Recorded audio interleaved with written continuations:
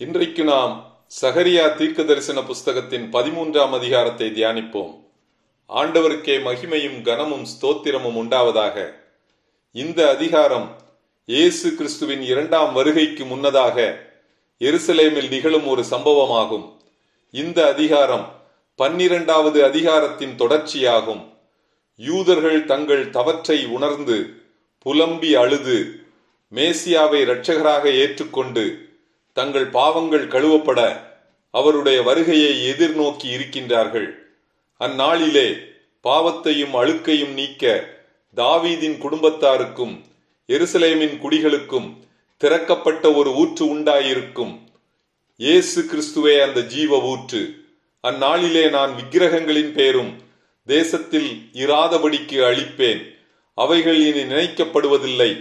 தரிசனம் சொல்லுகிறவர்களையும் அசுத்த ஆவியையும் தேசத்திலிருந்து போய்விடவும் பண்ணுவேன் என்று சேனைகளின் கர்த்தர் சொல்லுகிறார்.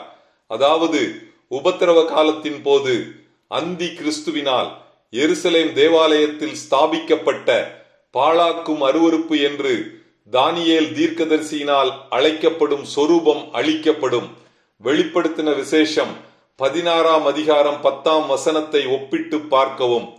இனி ஒருவன் தரிசனம் சொன்னால் அவனை பெற்ற அவன் தகப்பனும் அவன் தாயும் அவனை நோக்கி, நீ கர்த்தருடைய நாமத்தை கொண்டு பொய் பேசுகிறபடியால் நீ உயிரோடு இருக்கக்கூடாது என்று சொல்லி அவனை பெற்ற அவன் தகப்பனும் அவன் தாயும் அவன் தரிசனம் சொல்லும் போது அவனை குத்தி போடுவார்கள்.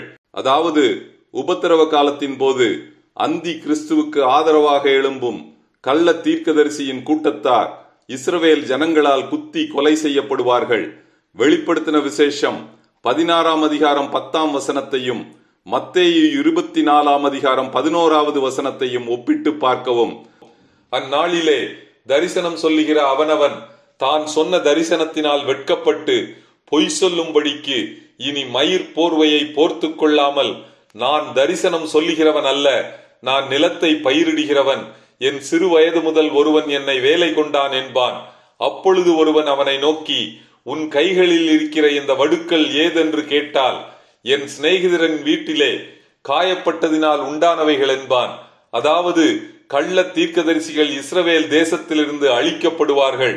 பட்டயமே, என் மெய்ப்பன் மேலும் என் தோழனாகிய புருஷன் மேலும் எழும்பு என்று சேனைகளின் கர்த்தர் சொல்லுகிறார். மெய்ப்பனை வெட்டு, அப்பொழுது ஆடுகள் சிதறிப்போகும்.